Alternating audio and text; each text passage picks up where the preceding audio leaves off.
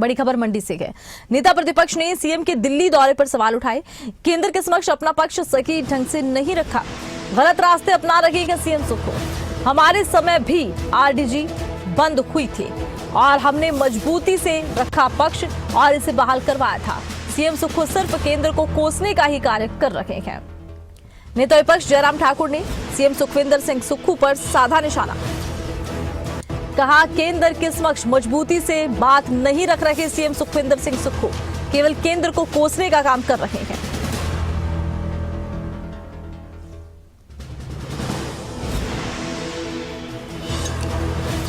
जो बात हमको केंद्र में कहनी होगी अलग से हम कह सकते हैं।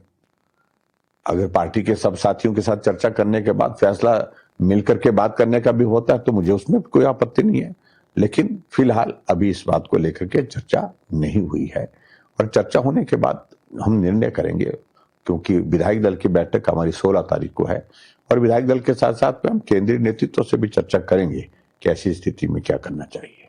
देखिए, हम उसमें बिल्कुल ब्लेम गेम के लिए उस सारी चीज को लेकर के कुछ कह ही नहीं रहे।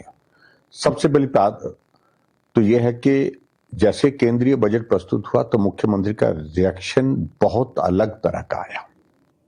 एक तरह का उनका व्यवहार बिल्कुल केंद्र के खिलाफ गाली गलौज के लिए था, जो उचित नहीं लगा, किसी को भी ठीक नहीं लगा।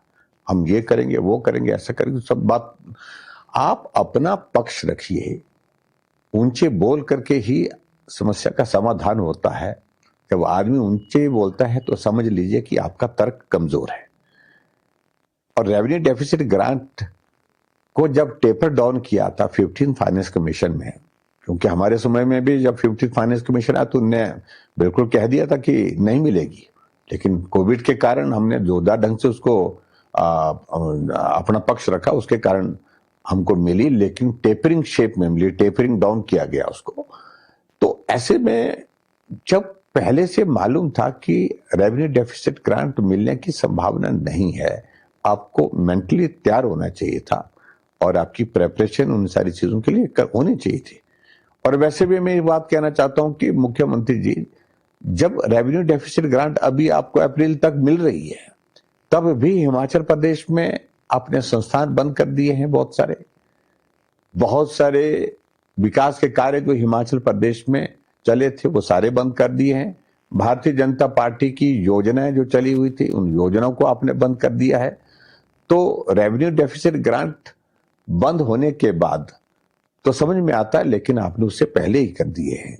तो मेरा कहने का अभिप्राय, जो फाइनेंशियल लायबिलिटीज और अपने आप को जो है एक फाइनेंशियल डिसिप्लिन मेंटेन करने के लिए जो आपके पास एक अपॉर्चुनिटी थी, उसमें आपने क्यों असेसन किया? ये प्रेजेंटेशन अधिकारियों के माध्यम से अब कर रहे हैं, तो क्या आज से पहले नहीं की गई?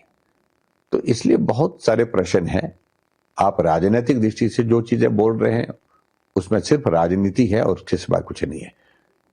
प्रदेश को अपने पांव पर खड़ा करने के लिए प्रयत्न कहां है, जब आपको मालूम था कि रेवेन्यू डेफिसिट ग्रांट बंद होने जा रही है।